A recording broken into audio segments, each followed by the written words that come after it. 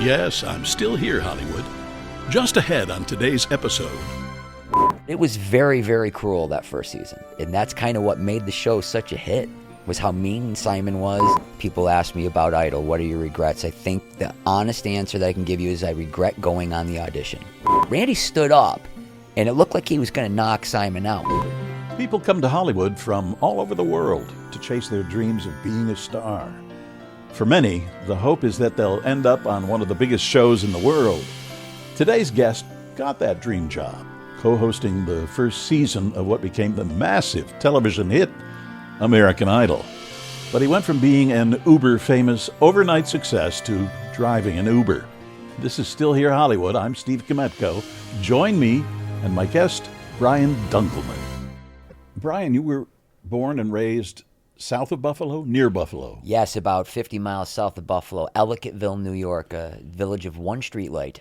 I looked up the name, and it's as though it was three names put together. Ellicottville, named after Joseph Ellicott.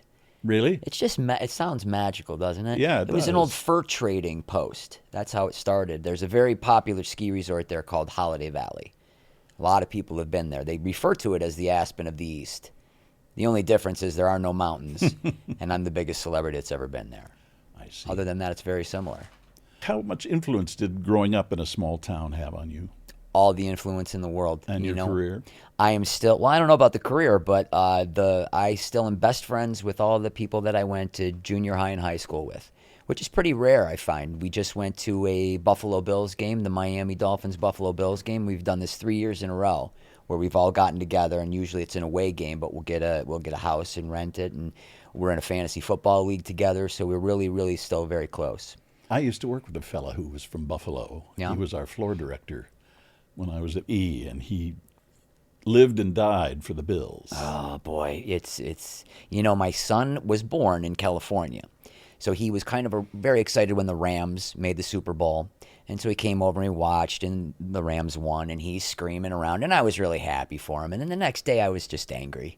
I was like, oh, you had to wait 9 years to have this joy? So I don't try to push the Bills on him, but why am I going to give him this lifelong pain? It's not easy. I'm from Chicago. Try being a Cubs fan. Wow, Cubs, your Bears aren't looking too good this oh, year either. Boy. But the Cubs finally broke through and won one. Yeah. It's going to happen. It was only 100 years. All I need is one, and that's it. It's my bucket list to play in the Pebble. And they were there so many times, the Super Bowl. 4 in a row. By the last one, nobody was even excited. We were just like, no. And I was too drunk to remember the end of the game after the first one. So, how is life right now? Life is really, really good. I know it could be hard for some people to believe, but I have, for the first time, really, really think I'm hitting my stride as a human being. I feel like this kid has changed my life, stepping away from the business for a while to raise him, and now stepping back. I really feel like I'm doing my best work, and I'm knocking on the door, and I think it's just a matter of time, but I'm really, really enjoying myself right now. Do you ever have any regrets? The one answer that I can really give you truthfully is people ask me about Idol, what are your regrets? I think the honest answer that I can give you is I regret going on the audition, because I was building a resume as an actor. I had just guest starred on Friends. It was my first guest starring role. I had a development deal for my own sitcom with Castle Rock. It didn't get picked up, but we had decided that I wasn't going to go in on any hosting. I was really going to commit, because that's what I've always wanted to do. I've done stand-up, but I wanted to be an actor. And somebody that I pitched to at Fox requested me to come in and audition for Idol. So if I wouldn't have auditioned, I either would have gone on to have the successful acting career that I wanted, or I might have just given up and would have been 15 years into another profession or life and wouldn't have known any different. But it's kind of my motivation now, because I can't quit, because then I'm just going to forever be that guy as long as I keep trying. Weren't you a finance major at one time? I was a finance major. Well, you know what? I decided I didn't want any part of that backstabbing, disgusting, cutthroat industry, so I got in show business instead. None of that in show business. No, it's just Hugtown. Well, yeah, they're insincere, but there's hugs. Yes. I thought about getting my real estate license, and you know what? I got the book, I read one chapter, and I threw it away. It's just not who I You am. didn't fall asleep first? No, I would have. my eyes were getting a little droopy, but it's just not what I'm supposed to do. And a lot of people. Well, what's the definition of insanity? Is you the same behavior expecting a different result. Well, that describes quite a few people that are in this town, doesn't it? But I've had a lot of opportunities. I'm still working. I took some time off, but in the last year or two, I just did a pilot for my own show with my name in the title, so I know I'm on the right track. When people come up to you and recognize you, what's the first thing they ask? What's the first thing they usually ask me? Is Simon really that mean? Is he? That's the first. No, he's a really nice guy. Great sense of humor. I really liked Simon. Even when during commercial breaks, he'd say to me, I know you're insulting me and I should be upset, but I love it. It's brilliant. When can I come see you to stand up? So I really enjoyed my time with Simon. What is the question you hear most frequently? Is it the Simon question? Usually it's the Simon question. Am I allowed to ask about Ryan? Sure. You want to know? You can cut this if you want. It's up to you. Okay. But the one question people ask me is, this is no secret. People ask if he's gay. And I can tell you right here, honestly, I don't know for sure. All I know is that when I banged him, he didn't seem to be that into it.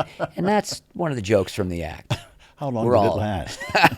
It's all in fun. It's all in fun. I had a really great opportunity to see Ryan for the first time since the last show we did together when we did the Fox finale. Fox asked me to come back and be a part of their finale, their fake finale. I thought the show's finally over. Our long national nightmare is over. And then they went on to another network. But I did have a chance to really have a genuine experience with him and kind of, I don't know if there really was a hatchet to bury, but it was very sincere, and I enjoyed that interaction with him. Take me back to the beginning of American Idol. How did that all come about? Well, I had a development deal for my own sitcom, and I always joked I'll get a deal for my own sitcom and the world will end. Well, I got my deal something like September 7th, 2001, and then obviously September 11th happened. And, there were barricades up in front of Paramount because that's obviously who Al-Qaeda was going to take out next, the studios. But they didn't, it was a weird year. They didn't buy maybe 1/3 of what they usually do, but the pitches all went very well. And so somebody from Fox remembered, and I was building a little bit of an acting resume. So they had seen almost, I think, over 3,000 people all over the country for this job. And they called me in, and that's why I was like, "Wow, okay, I'm not gonna upset Fox. I'll go in on this hosting thing," and just ended up getting lucky and getting it. And literally, like a day later, I was on the set. Give me your impressions of Randy Jackson. Loved Randy. Such a nice guy. Loved his wife. Loved his kids. That guy is exactly what you see. Just a really, really sweet guy. I really enjoyed it. Oh, dog. I used to joke. Randy Jackson's watch costs more than my car. And I was like, well, I guess $2,500 isn't that much to spend on a watch.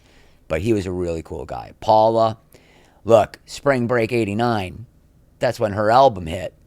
Paula Abdul was a big deal. Huge deal. So to me, that's what I was really most excited about, was knowing that I was going to get to work with her. And what a sweetheart she is. I just adore Paula. And I got to see her at the after party after the Fox finale. Kissed me full on the lips twice, Steve. Wow. I thought, do I have a chance? Do I have a shot with Paula? If there's not a picture, it didn't happen. Well, exactly. Everybody else has got their camera phones on all the time, but not that night. In Miami, this is a true story, we went out to a club, and we were all dancing, and Paula Abdul and I had a dance-off. We had a duel, and everybody separated into a big circle, and it was consensus that I won. That's all I'm saying. That's the way I remember it, Steve. So that's what happened. I'm sticking to it. When I went in on the audition, they just kind of randomly put us 2 at a time to go in for the casting director. And they said, would you please, hang out? All the executive producers are going to come. They're on the other side of town. We're going to have you audition again. And I thought, sure, no problem. Now, Steve, they ran out of parking validation stickers. And I was specifically told parking would be validated. And I'm not kidding. I started walking. I'm like, I'm out of here. Because it's a an out of work broke actor. You got a lot of auditions, and $8 is $8 when you're broke. And I stopped myself, and I thought, what are you, stupid? Go back and sit down and just wait. And I really think about that a lot. That's one of those crossroads in life. What if I actually would have left? I would have never had this. None of this would have ever happened. But they kept putting us. I did real well. You know what I did? I don't remember what I said, but I screwed up. I screwed up a line. I said something ridiculous, and I just kept repeating it. And it's all the years of watching Letterman. Letterman would always embrace that very selfish fit. That's pretty much probably my comedy hero. I grew up watching Letterman. That's what really made me want to get into comedy. And one of the executive producers laughed. And he told me later on, he's like, that's what really made me like you, because you screwed up and you just embraced it and you owned it. So then I tested the next day. And if people don't know what a test is, you basically do your contract. And then you go and you audition. There's probably 6 or 7 other people there. So you know exactly how much you're going to lose if you don't get this gig. So it was a lot of pressure, but they just kept pairing us up. And then they put me back with a guy I'd already been in with. And it went really well. And then I got home and I immediately started drinking because it was the most stressful experience of my life. But when I was in that room, I got a laugh pretty early on. And there was a lot of people. You couldn't really see them. It was almost kind of like a little stadium seating. And I don't know, that all those years of stand-up just kicked in. I had them. And I just put him in a headlock and I wasn't letting go. So when they put me with this other guy again, I didn't know who it was, but one of the executive producers came around and he said to the other guy, he's like, now you drive the train. He looked at me, he's like, you just back off a little bit, because I was not going to let go of him because I had him. And then when we left, I went to a buddy's house and I started drinking immediately. And I got a call from the casting director. I didn't pick up the phone, but they couldn't get a hold of my agent or manager. But they're like, can you come back at 6 o'clock tomorrow morning? I thought, there's no way. I'm going to pretend I didn't get this. I can't do this again. Because that was lightning in a bottle. I'm like, this is just going to be another opportunity for me to screw up. Like, I can't do this again. But what they wanted was for me to have breakfast with a guy named Ryan Seacrest, who I guess what they really figured is they weren't comfortable giving this gig to 2 guys that didn't have any broadcast experience at all. And I was just a comic and an actor. Ryan had a very successful radio show. So they brought him in and we auditioned together, and it just kind of clicked. And literally the next day we were working together. And that's when people ask, when did you know you didn't want to be a part of it?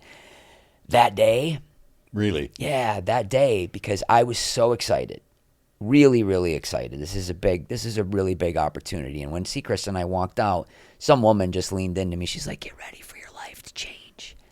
And I remember I just went to the car and I called my girlfriend and I just said, I got it. I just started bawling. I was like, I got it. I know. Tears of joy? Tears of joy, and just, all the years of work and just the struggle and just being exhausted, mentally and emotionally exhausted from the audition process. But there was a point when they were auditioning and it was all fun, but you're spending a lot of time with these kids in the line and you're getting to know them, you're getting to know their parents. There was a stretch for an hour straight where kid after kid after kid came. Every one of them was bawling. Every single one of them. And I thought, what is going on? Why is this happening? At one point, can I go to the restroom? I just went and found a corner around behind a curtain. I just started crying. And I don't know why it affected me so much. Maybe because I've auditioned so many times. I know how it's not easy. No. It's not easy to put yourself out there. But I say this in the documentary. There was a girl that I got to know, and her father was a carpenter. He had sold his tools to get the money to drive out. They were sleeping in his truck. And she was so excited. And Steve, when she came out of that room, her eyes were dead. She couldn't even talk. She was shattered. And I think about that girl a lot, and I just didn't understand why that was necessary. And that's really, people don't, if they didn't watch it, people a lot of say, well, I didn't watch the first season. Like, I get that a lot. But it was very, very cruel, that first season. And that's kind of what made the show such a hit, was how mean Simon was. And, he was hated. He got death threats in England. He comes here and everybody loves the guy. You tried to comfort them. I did. When they came out. I did. But you were scolded for doing that. I was. And I'm not here to badmouth anybody, but I can tell you, when we were in Chicago, we'd already done LA, we had done Seattle, and they had a chance to review a lot of the footage. And before we started, they sat me and Ryan down, Ryan and I, whatever, I dropped out of college. And they said, Ryan, we need you to can you appear a little bit more sympathetic when these kids come out crying? He's like, got it. So a girl comes out. She's bawling. She runs right up to me. I give her a big hug. That's all. I just hug her. And Ryan comes over and literally rips her out of my arms. Puts his arm around her, puts her in front of the camera. Hey, what happened in there? And I was like, what the hell just happened? And I'm looking at one of the producers, and he's just like, I thought, this is insane. It just got worse and worse as the season progressed. I don't believe that you should set kids up to be humiliated like that. You're putting them in front of camera, and I can hear them on the, this girl, she thinks she can actually sing. We're going to crush her. She's 16. We'll be back for more after this. And I thought, hold on a second. Just so I make sure I'm clear, if these kids, this is a direct quote, if these kids come to this couch feeling like shit, I'm supposed to make sure they continue to feel like shit? He got right in my face, stuck his finger in my chest, and said, you're goddamn f***ing right. I was surprised at how close to the surface your emotions are. Yeah, you would think. Does that after help all with these years. comedy, with stand-up? Not really. You know, here's the thing. I saw Jon Stewart in an interview, and he said, you have to stop caring about the audience. And that seems so counterintuitive. Aren't we doing it for the audience? But no. You're doing it for yourself is what you're doing stand-up for. And you can pander and you can get laughs because you can figure out what they want to hear. But if you can really do what is true to you and what you think is funny and bring them in, it's just so much more satisfying. But like I said, right now, I'm 100% focused on acting, and I haven't really done a lot of stand-up. I'll go up once in a while in town. Shout out to Flappers, who's very good to me. But they have a little room, and I told them, because I hadn't gone on stage in a while, and I thought, can I just go in your little room and just work stuff out? So they've been really nice to me. Just the amount of traveling, it's just not where I want to be right now. I'm sure I'll go back to it. But acting is really, really what I want to do. You gambled a lot. I did. I have gambled a lot. Well, I mean, in terms of alcohol? Yes. Drugs? Yes. Spin the wheel. Clean living now, Steve. Are you? Well, is that under control? You know what I drink now? I drink White Claw Surge, and I'm secure enough in my masculinity to admit that publicly. I have no idea what that is. White Claw, it's like a seltzer. They're very popular, but Surge has an extra 3%, so you get 8%. So on school nights, I'll have a couple of those. It's technically alcohol, but you wake up fresh as a daisy. But I don't drink like I used to. Well, you couldn't and still be alive. No, and no more cocaine for me. That's why everybody's like, what's your advice? Don't do coke. How about that? It's pretty easy. Good advice. Don't do coke the night before live television. It probably won't go well. I tell people when they ask about having lived in Hollywood, I said Hollywood was good to me, but it was not good for me. Yeah, that's exactly it. And for a while there around 2000, 2001, 2002, it's like, everybody's doing coke. Or am I just making sure I'm in the situations where I know I'm going to be around people that are going to have it? You know, you got to understand where. I could have been in comedy clubs the whole time, but I wasn't. Sometimes people are surprised to hear how available it is. Yeah, it's not hard to get. Not at all. Now it's just a little White Claw Surge, maybe a vodka gimlet on occasion, and, weed's not a drug, it's medicine. At least in this state. Yes. God made it. Illinois, too. Is it? Yes. Well, we're getting there as a country. What criteria do you use when looking for a job now? When looking for a job, will you hire me? That's really the criteria that we're looking for. I mean, obviously, I want to do what I want to do, but I had a great opportunity before the pandemic. I did a live version of The Family Feud. Years ago, Fremantle hired me. In about 2005, they did a residency in Atlantic City. So I would go for a couple weeks, and I hosted it, and they would pick the people right out of the audience, and they'd form a family. Well, this time it was the celebrity version, so I ended up on a tour bus, and I did not host because I'd been out of the business for a while. They had me come in and be the announcer. So I'd do a little warm-up and warm the crowd up, and then I was the announcer, and they kept my mic hot, and they wanted me to interact. Alonzo Bowden, who was a brilliant comedian, and then Ruben Urban, who took over for him halfway through the tour. But it was so much fun, and to get to work again after all those years, and that's not really what I want to do, but somebody wanted to pay me to do something. I was like, I'll do it. And it was really, really fun and gratifying. And I was on a tour bus for a month with Pauly Shore. So, Spring Break '89, that was Pauly Shore. So all of these people in my life, you know, Paula Abdul, Pauly Shore, I've worked with Henry Winkler, you know, Aaron Moran, all these people that I grew up, Willie Ames. It's been really interesting. You know what, Steve? So many weird things have happened to me. I'm really all in on simulation theory. I don't think this is the only. I don't believe in YOLO, not at all. Things are too weird. You only live once? No, you don't I don't believe think in that? I think you live. Can you grasp the concept of infinity? No, I No, can't. I don't think this ever I'm ends. not that deep. I don't know. I think we live multiple lives. You know what I think? I think that this experience for me is I think maybe in another life, maybe I wasn't a very good father. Maybe I was focused on work and money. I don't know. But this life seems almost like some kind of redemption for that.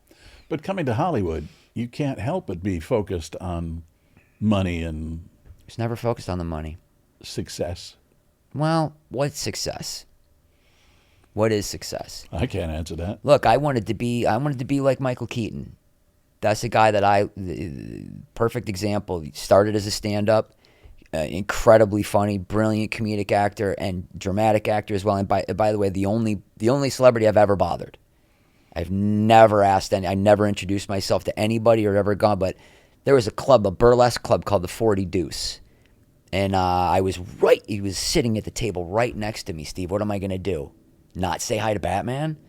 And I just said, I'm so sorry to bother you. And he was so kind. I was like, I just started hosting the show and I'm a comic. And I don't want to bother you. Just really, really nice. It's the only guy I've ever done that to.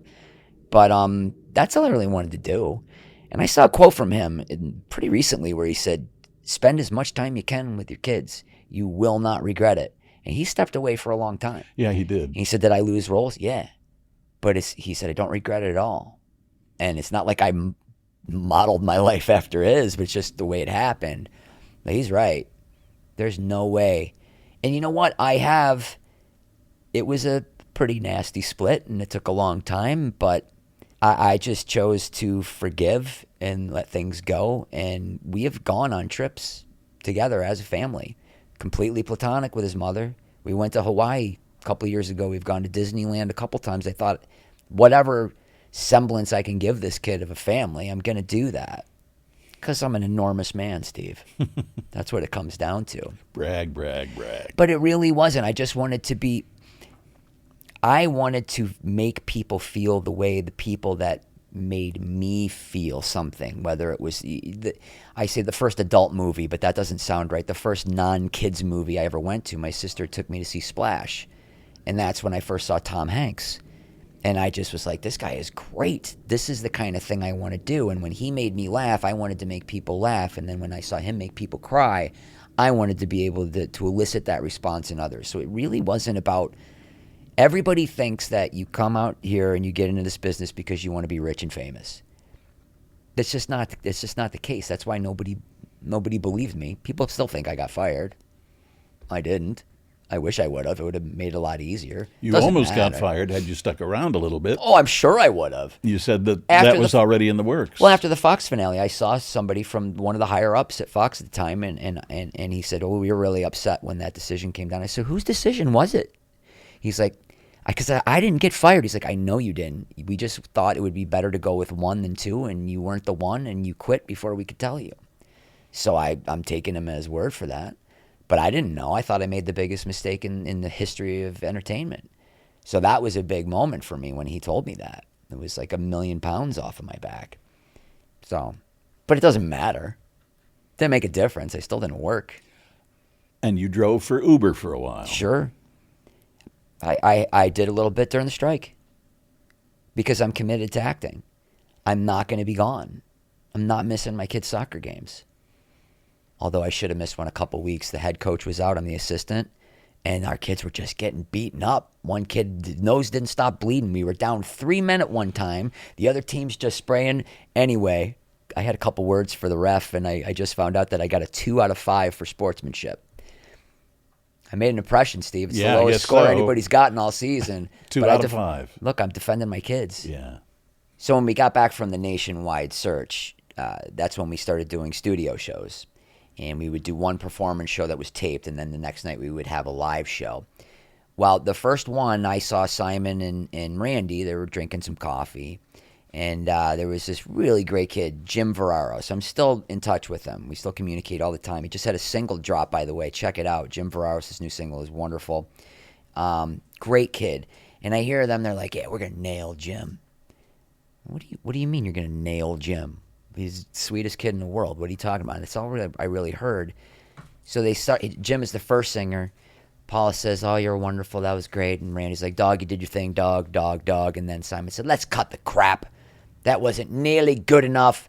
If this was up to me, you wouldn't make it past this round. And if you continue in this, we would have failed at our jobs. And Jim's like visibly shaken. He's kind of tearing up. And he comes over and he sits down. I put my arm around him. I say, hey, Paula Abdul says you were great. What else matters? And then we threw the commercial, and it's just one of the executive producers. Cut! He pulls me off the set around the corner, and he just starts chewing me out, Steve. He's just, yeah, you didn't even, what the F are you doing? You didn't even once mention what Simon said to him, I said. And he's chewing me out. And I thought, hold on a second. Just so I make sure I'm clear, if these kids, this is a direct quote, if these kids come to this couch feeling like shit, I'm supposed to make sure they continue to feel like shit? He got right in my face, stuck his finger in my chest and said, you're goddamn f***ing right. And I just could not believe what happened. I go back to the couch and I'm sitting there. I'm just stunned. And then afterwards, we looked at the tip of your eyebrows. I'm like, just because you just told me my job is to make sure that these kids are feeling terrible. That was the first show when we got back. And then cut to, they kicked Jim off, and then I got a frantic call. Well, he's back on the show. Please don't say anything. So I don't know what happened. But he ended up back on the show and then made the final 10.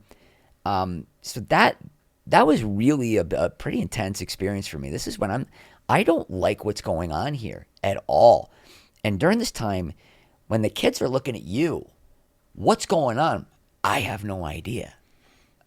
We're just talking monkeys compared to everybody else. We're not. I make the fries here. The next show that there was a kid, R.J. Helton. He sang, same thing, sang great. Paula Brand. Simon lit into him again. And there was a very famous fight where Simon and Randy went after me. Randy stood up, and it looked like he was going to knock Simon out. What Simon said, and I need to be careful about this, because what he said was, we've already let 2 other monkeys through in this competition. He did not mean it as the kid was Hispanic and not black. He didn't mean it as a racial slur. It's kind of like Howard Cosell. Look at that little, Yeah. He didn't mean it. It didn't matter. Randy went berserk. What are you talking about? Yeah, you can't call people. And it was ugly. The kids were crying. They had to separate them. And I thought, man, he's going to knock Simon out. We'll be back in a moment. I remember there was one day Kelly was crying. And I sat down next to her. I was like, what's going on? She's like, I don't think I can sing. My voice is... So I'm like, well, let me go get you some... Can we get you some tea? We'll get you some honey and some whatever. They put that to bed. I know there's like a singer's trick. And then one of the producers like, hey, you may not want to good TV. And I'm like, this is a human being, man. And I walked into his dressing room. And he got up. He's like, Dunkleman! And I said, I got to get this out. So when we got back from the nationwide search, that's when we started doing studio shows. And we would do one performance show that was taped. And then the next night we would have a live show. Well, the first one, I saw Simon and Randy. They were drinking some coffee.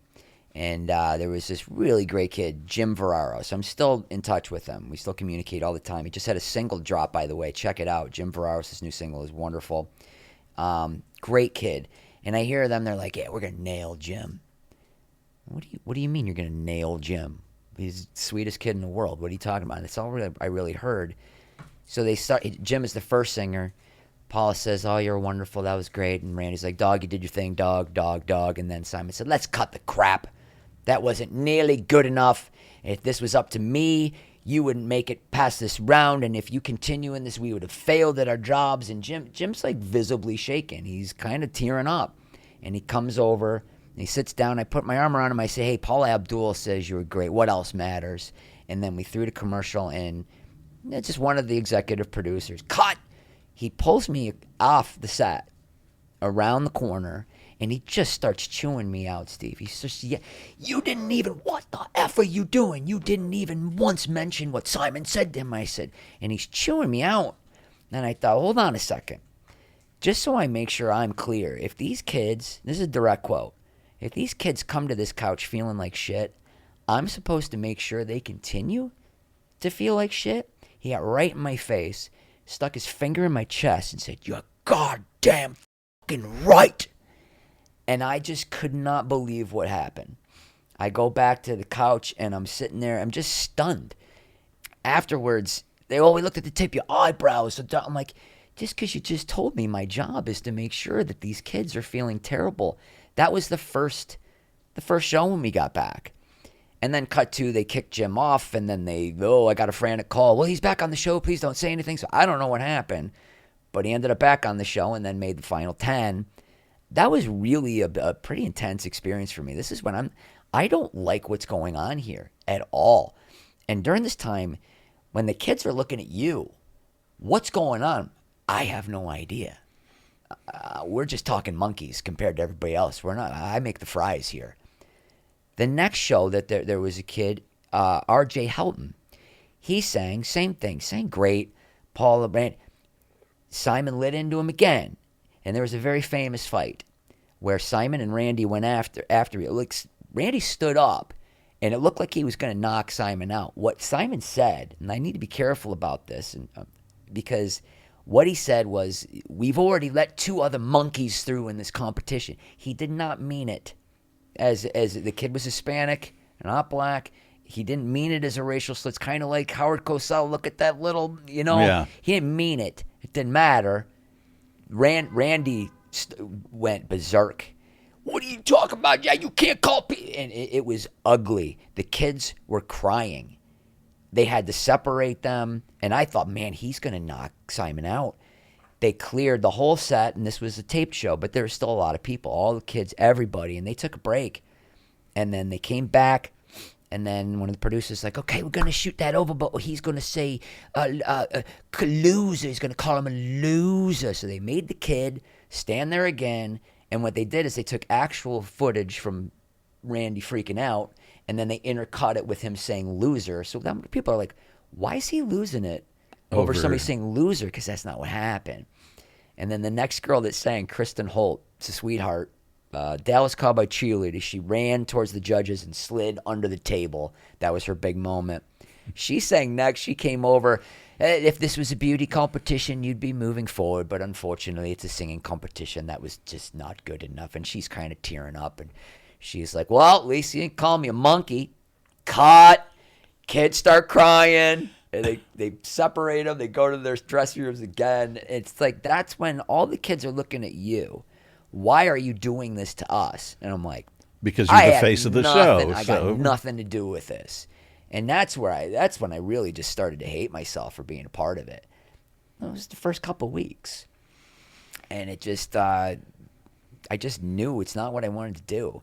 And another thing is that they didn't have writers. My bosses wrote the script. Look, I'm not. You can call me whatever you want. You don't need to like my stand-up. I've never been accused of being corny or cheesy. I don't like the word edgy, but I'm an R-rated, dirty comedian, And I do it in the documentary. My trademark bit was an impression of Hitler doing stand-up, and like an idiot, there's no footage of it. This got me my first manager. It got me my first agent. It got me into the Aspen Comedy Festival, the HBO Comedy Arts Comedy Festival. This bit. And if I do it now, I'd be canceled immediately. No footage of it, Steve. So the intelligent person I am during the documentary, I just performed it. Because you can't tell the story of this bit. You have to do it. And some people thought it was the funniest thing that they've ever seen. And some people were horribly offended. But it's what started my career.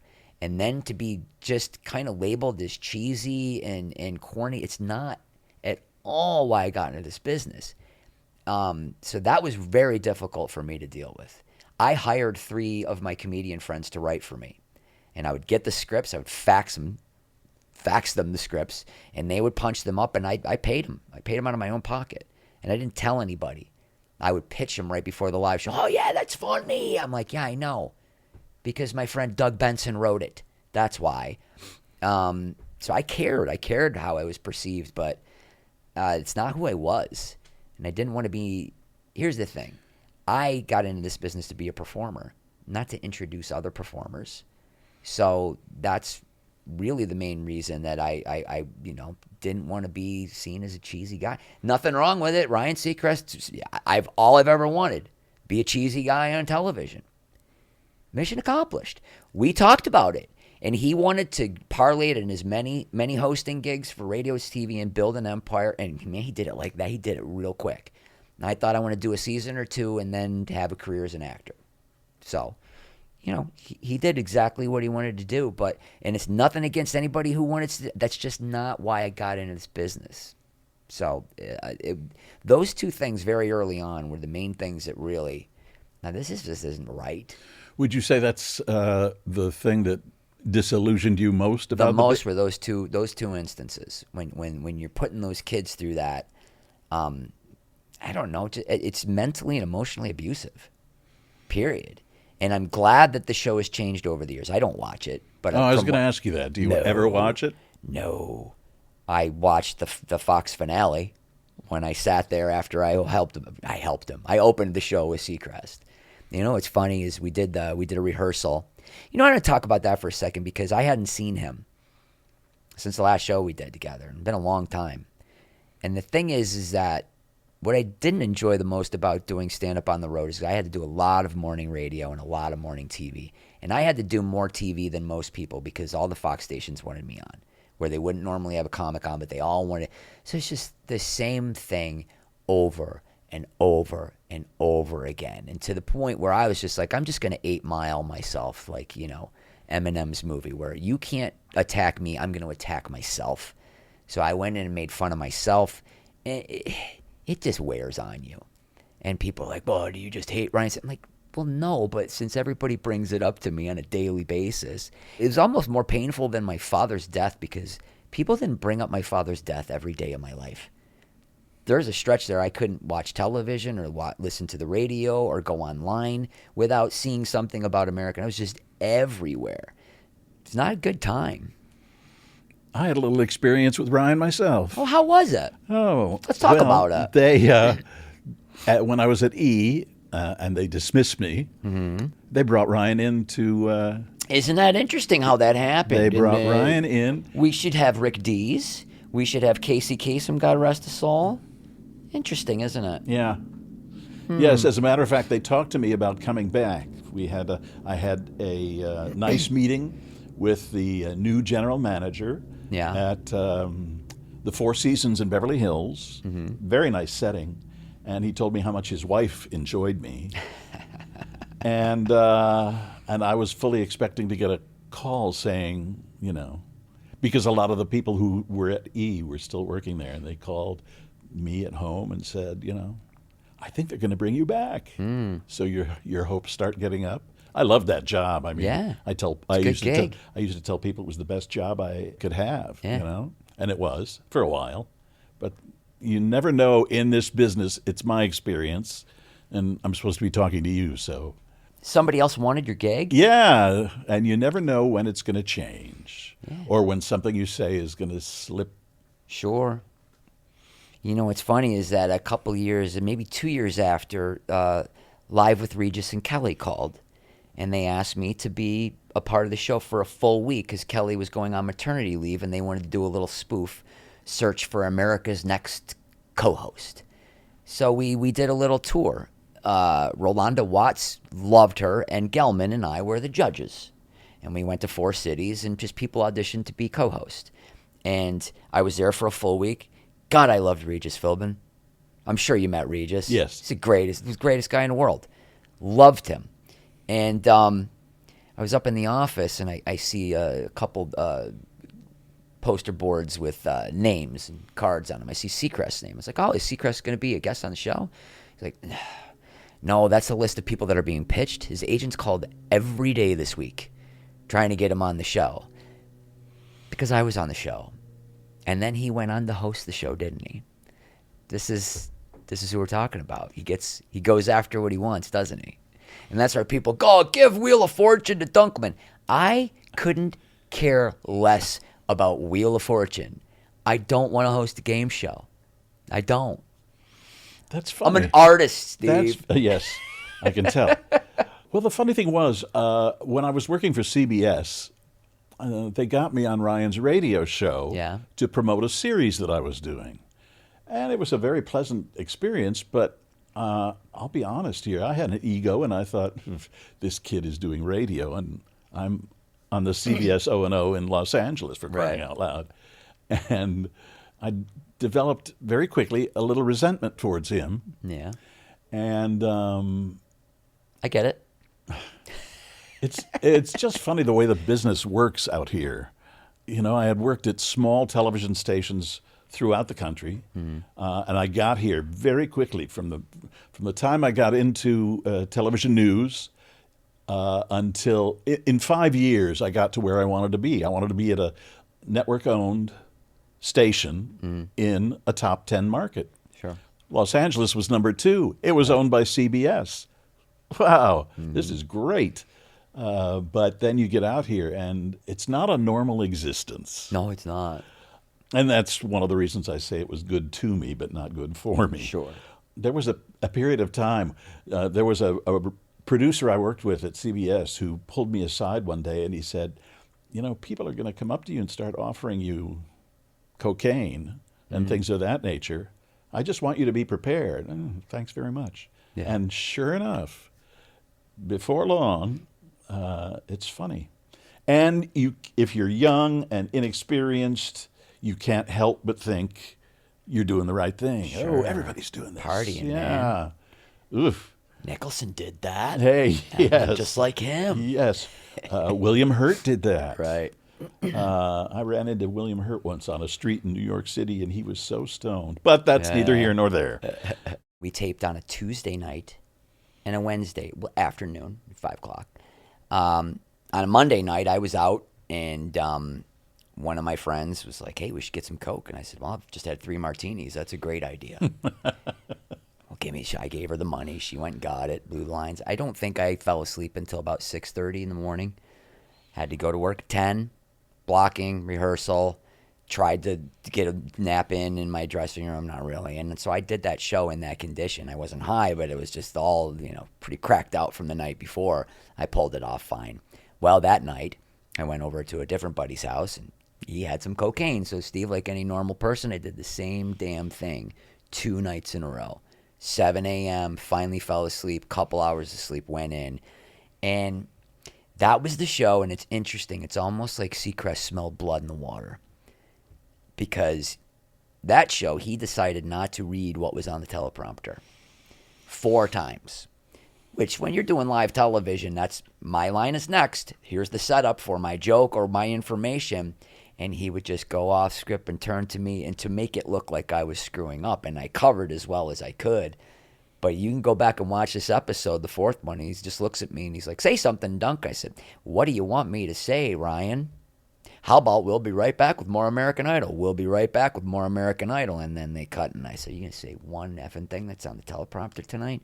And after that show, my manager, my agent, and my best friend basically had to pick me up to keep me from going at him. They threw me in an elevator and got me up to my dressing room because I was not happy at all. So that was one of the little conflicts that we had. It's almost like he knew something was off, And after you've done it for a while, you realize how dependent the people behind the scenes, in the director's booth, floor manager, other people you're working with, they're depending on you to follow the script. Of course. Yeah, it's everything's timed to that, and it's just see that here's the other thing. I've been involved with 3 reality shows in my life, and without question, the worst 3 experiences of my career. And nothing against anybody who's into the genre who works in it, but just it was not for me, and my opinion is my own because I earned it. I saw the things that happened. Now, when you're acting, and especially comedy, it's such a collaborative effort between the writers, the producers, the director, the DP, all the crew. Everybody is just, how can we make this as good as possible? How can we make this as funny and as high quality as we can? With reality television, it's different. It's how can we elicit a genuine emotional response from this person? That's basically putting in them situations. How can we get them really pissed off? How can we make them cry? How can we? So it's just a completely different mindset. And that's just not. And if anybody's watching reality television and thinks it's real at this point, I can't help you. Not at all. I cannot help you. I mean, but a lot of people want to turn their brains off, and I get it. But we're living in a golden age of television. These last 10 years, there's amazing television. There's so many good television shows. There's such great acting. It used to be a stigma. Now there's Oscar winners. So 3 Oscar winners in one show. You know, it's just totally changed. Hell, Meryl Streep does television. Lord, it's unbelievable. But that's the team that I've always wanted to be on. And that was a big, a lot of people were like, oh, this is reality. It's just going to be a flash in the pan and you're ruining your career and you're going to get, and I'm like, yeah, you're right. And it just never went away. Isn't that a funny thing, too? As much television as you've done, I never got accustomed to the fact that there's always somebody who knows better than you. Oh, yeah. Always. Isn't there? Always is. And I think you experienced it where if you speak your mind, that can be the kiss of death. Yeah. Well, I got a lot of flack from some other comedians, too. And in retrospect, they would have killed to have had my opportunity. A lot of people were just jealous, and there's a lot of that. It's not so much anymore because there's a lot more opportunities for comics than there used to be, with podcasting, and there's so many things that you can do independently. But it really affected me because you go, as you said, I don't know what this deep-seated need for approval is, but you want that from your fellow comedians as well. You don't want to be seen as a cheesy hack. Nobody wants that. And I would go on the road, and I would have people go, wow, I only saw you on American Idol. You're really, really funny. And I'm like, well, thanks. That's what I've been doing. That's what I did before I did this show. So, but since then, I've had a lot of opportunities. I've done a few pilots. I've done, I was on cool shows like NYPD Blue. I got to do Las Vegas. I'm doing my scene. James Caan is right there watching my scene. And I'm like, it's Jimmy Caan is right there. And I finish. He starts laughing. He's like, funny kid. And just walks away. And I'm like, I'll have that forever. And you know what? I didn't get a selfie. I didn't post a picture of us when he died. I just was like, that guy watched me work, and it was really cool just to be in his presence. Those are the things that mean more to me than the fame or the money. It's those experiences, the body of work. I don't care what my legacy is. My kid is my legacy. That's all I care. I don't care about anything else. If people want to think of me as the guy from Idol, fine. I know they don't think of me as the guy from Two Guys, a Girl, and a Pizza Place, although I was really good on that. I think that's what was my first time at Radford. Two Guys, a Girl, and a Pizza Place. But, the thing is that I really did, man, it was the first thing I thought about every day. And it was the last thing I thought about before I fell asleep or passed out. And I did everything I could do to pass out. I was tortured. It's literally all I could think of. And when they asked me to come back for the finale, and it was just by chance, my sister flew out. She was there from the beginning. She just knew I'm very close with one of my sisters. She kind of helped raise me. Here's another thing. My brother shared with me, he said, we used to line up to read to you at night. I've just been showered with attention because my mother and father did not name me. They let the other 9 kids name me. I was almost Stephen. It was 5, 4. I was almost a Stephen. And if I was a girl, it would have been definitely Martha. Because I guess they thought I was going to be born an 80-year-old woman. I don't know what the rationale was behind that, but I think I lucked out. But I don't say I was suicidal because I have too big an ego to ever go through with it. Because that's the ultimate admission of failure in my situation. I was definitely suicide adjacent. I definitely wanted to die. So the season ended, that first season of American Idol, and it's really the first chance I had to really kind of breathe. So my girlfriend at the time, we went to Hawaii. We went to Kauai. I'd never been there. And I'd never had money my entire life. And I'm sitting there on this beach, and I'm looking around. I'm like, how do I leave this show? How do I give this up? I mean, this is an incredible thing that's happened to me, but I'm so miserable. I know I'll never have the career that I want if I keep doing this show. It got too big. When you're introducing yourself, hey, I'm Brian Dunkleman, twice a week on national, live television, it's just like, how are you going to be a character actor? How are you going to be taken seriously? I don't think I would have had an opportunity. I wouldn't have had a chance. And what was hard for me is that right around this time, I opened for Zach Galifianakis. We did Austin together. Greatest guy in the world. Had such a great time. And Ken Jeong was a buddy of mine. We used to hang out at the Improv almost every night. Sweetest man in the way. They say Henry Winkler is the nicest man in all of the show business. It's a tie. Henry Winkler and Ken Jeong. And I could not be more happy for both of those guys. But that's when The Hangover came out. And I saw that movie. I was like, this is what I want to do. And yet I'm the host of the show, and people think I'm cheesy, and I'm getting mocked all the time. And I sat on that beach, and I thought, I can't do it. I can't do it. I can't do this anymore. And I had already decided. And then I called into Howard Stern, because I had a buddy telling me everything. Howard was just railing me every day. And I was a fan of his, but not like most people are obsessed with the show. And I'm like, why are you telling me this? I shouldn't know. Don't tell me what the negative things people. So I was like, I'm calling him. I stayed up all night, and I had a couple buddies, and I had note cards and responses. And by the end of the interview, he was kind of on my side and defending me to people that were calling in. And that's when I thought, I'm done. I can't do this anymore. I'm going to lose my mind. I hired a publicist, and I released a statement, I think was it Daily Variety? I'm moving on to other opportunities. Very grateful. And all I can tell you is that my agent at the time, that day, was on the Fox lot and saw the head of publicity at Fox and said that they were all completely shocked, and that it really took them by surprise. And in his words, if it ain't broke, don't fix it. That's what I was told. So that's what I carried for the next decade.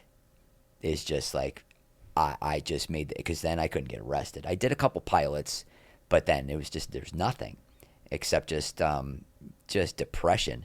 And that's when they asked me to do the finale. And so hearing that, it really did, it changed a lot for me. Do you follow any of the American Idol contestants? Just the ones that were on that first season. I do a podcast, by the way, called Dunklevision. We call it a season. There's no seasons of podcasting, but it's kind of a nostalgia mixed with how does one get into a life of creativity? What makes you want to get into the arts? And my first guest was Justin Guarini. And that's another thing. He's always going to be the runner-up on the first season of American Idol to Kelly Clarkson. Okay, the I was trying to remember. Guy. I thought it was Kelly who won. Yep, and Justin's the sweetest guy in the world. He's doing great. He's on Broadway right now, but to have him as my first guest and to really, we had very similar experiences where we did not like being who we were, because he went through a really dark period too, and that's all he was known for, so we kind of bonded over that. But I do keep in touch. Like I said, Jim Veraros. Nikki McKibben, who passed away like a couple weeks before she did. She just randomly reached out to me on Facebook. Said, hey, Dunkleman, miss your face. And then 2 weeks later, she passed away. So I do keep in touch with some of those kids. I'm friends with them on Facebook. And, I believe what they say. They knew that I was a genuine person back then, and they knew that I kind of stuck up for them and took some heat for it. I remember there was one day Kelly was crying. And I sat down next to her. I was like, what's going on? She's like, I don't think I can sing. My voice is... So I'm like, well, let me go get you can we get you some tea? We'll get you some honey and some whatever. They put that to bed. I know there's like a singer's trick. And then one of the producers is like, hey, you may not want a good TV. And I'm like, this is a human being, man. What are you doing? You want her to go out there and not be able to sing?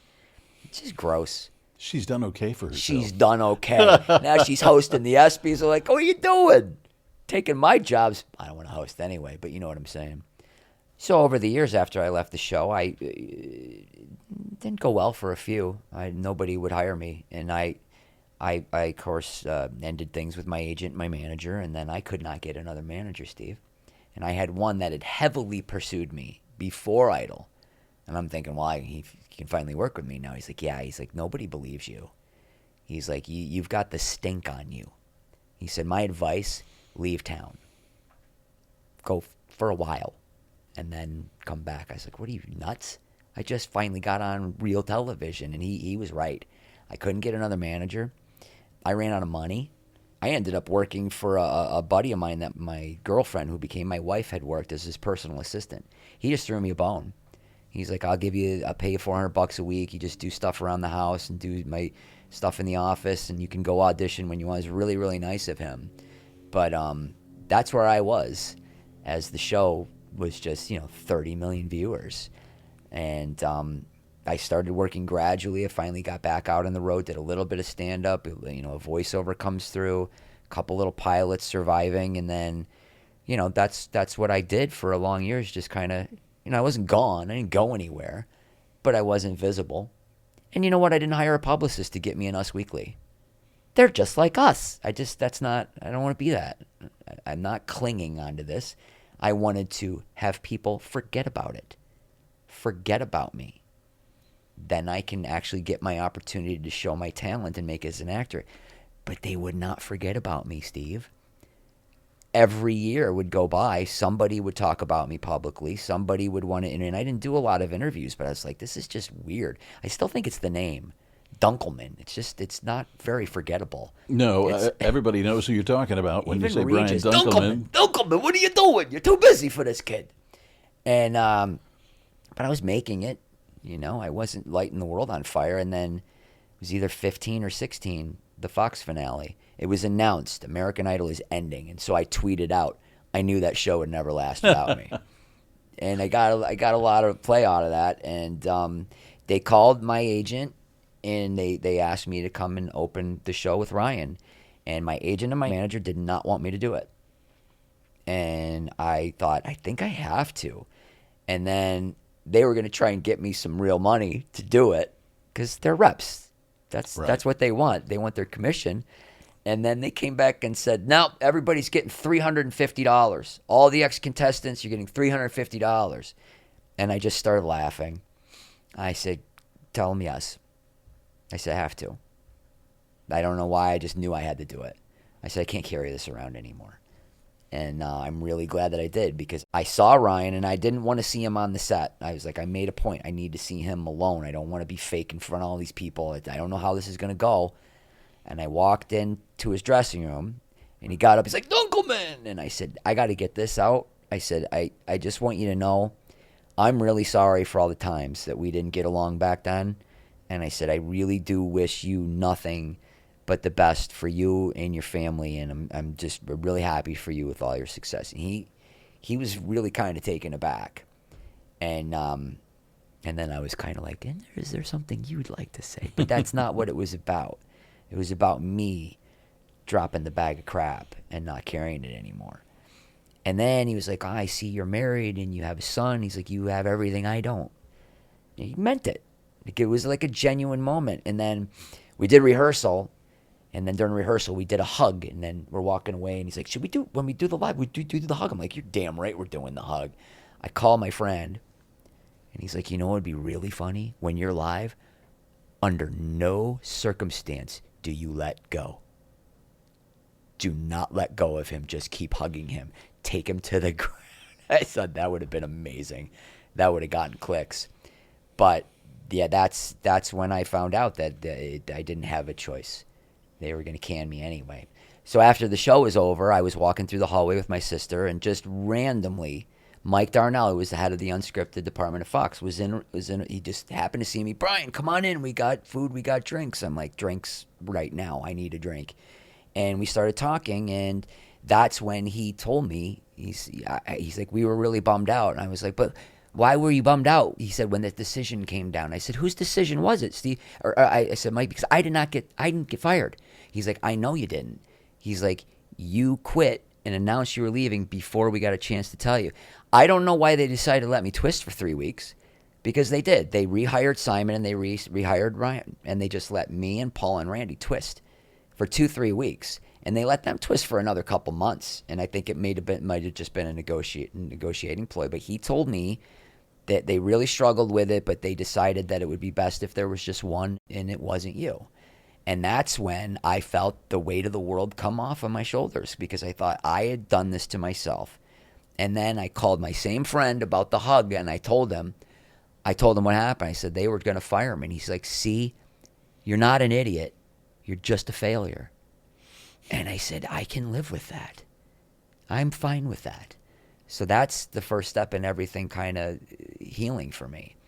And then I just been toiling away and just waiting opportunity after opportunity, and to the point where I just shot a pilot for my own show. And, you know how this business is. If you don't go away, it's a numbers game. Obviously, you have to be brilliantly talented too. But I can't do anything else. I'm not going to sell real estate. I watch football on Sundays, Steve. So do I. Are you a Bears fan? Yes, I am. Unfortunately. I'm so sorry. Oh, God, yeah. Not since 1985 has there been anything to cheer about. Yeah, well, at least you got to cheer. Yeah.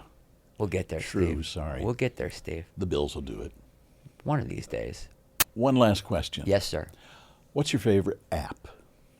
My favorite app has become Instagram. I'm glad that you asked, because I am at the Brian Dunkleman, because there was a high school girl in Long Island that decided that she needed my name more than I did. And I can't get rid of her, Steve. I can't get rid of her. Now she's taunting me from her page, and that's fine. But I would really love people to follow me on Instagram, because I started doing these, like I said, I was singing karaoke, and I named them Dunkioki. And then wouldn't you know, about a year later, somebody named Kelly Clarkson started doing Kellyoki. I'm not saying I'm suing because I love Kelly. I think it's her people. I'm considering litigation. But I think what would be a great idea is if somebody approached me about doing an album called Dunkioki, kind of a spoof of Kellyoki, since I was the one that originated it. 270 songs, Steve. I just sang in a comedy or a karaoke contest on Halloween night. Honorable mention. Dressed as what? King George III, because I am going to audition for Hamilton. So I already had the wig, and I had a crown, and my ex-wife gave me a fur shawl that I could wear, and she's like, don't screw this up and ruin it. And I'm like, don't worry about it. And when I told my son I was going to audition for Hamilton, his response was, Dad, you'll never get it. And that pissed me off. And now I'm going to teach him. I'm going to teach him a very valuable lesson, because I'm going to send in that audition tape, and I'm going to be King George III. And teach him never to underestimate your dad. That's right. Where do you think you got this, son? Thanks, Brian. Thank you so much, nice. Steve. And congratulations to you on the new podcast. Oh, thanks. It's great to see you. You're one of the OGs. What does OG mean It anyway? doesn't mean old guy. It does not mean old guy. By the way, OG. I'm relaxed. OG Fantasy Football. Check it out. We have about 15 listeners. It's the original. You're one of the original entertainment journalists. Please. It's a good thing, Steve. Okay, thank you. I'll take it as a good thing. There was one thing you said in your documentary that I'd never heard before. Something about 5 points. Oh, 5 points of information. That was all is that what you're referring to? Yeah. Yeah, just 5 points of information. You're in New York City. It's a singing contest. One of the judges is sick. Go. Oh. Make it up. Okay. Yeah. Improv. Groundlings training, Steve. Thank you. Thank you very much for having me. I appreciate it. Oh, thank you. If you are having thoughts of suicide, there's help. You can talk to a trained counselor at any time of the day or night at the 988 Suicide and Crisis Line by dialing or texting 988 on your mobile phone. Still Here Hollywood is a production of the Still Here Network. All things technical run by Justin Zangerle. Theme music by Brian Sanishin. And executive producer is Jim Lichtenstein.